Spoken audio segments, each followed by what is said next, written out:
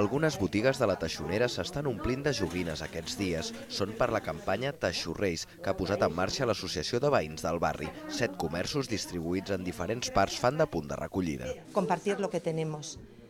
Nosotros nuestro tiempo, nuestro espacio, y los niños esos juguetes que tienen en demasía, que tienen que repartirlo con otros nenes que no tienen, desgraciadamente. Hemos recibido varios juguetes, gracias a Dios, bueno, los niños tienen muchos juguetes este año y como campaña decidimos que los niños tengan regalos este año de Navidad. Són joguines de segona mà que han d'estar en bon estat. Després la parròquia de Sant Cebrià, que també col·labora amb la iniciativa, les distribuirà a les famílies que més ho necessitin en contacte amb serveis socials. Els impulsors també han contactat amb les escoles de la zona per tal d'arribar a més nens i nenes que es puguin beneficiar de la campanya. Se lo comunican a las familias y los que ellos vean que están interesados llaman a Teixorreis y nos dan sus datos para que nosotros les digamos, pues tal día, a tal hora, tenéis que ir a la parroquia que los Reyes Magos os han dejado un lotecito para los niños. De moment, els organitzadors estan satisfets amb la resposta del barri i el nombre de joguines recollides. Per això es plantegen repetir la iniciativa l'any vinent.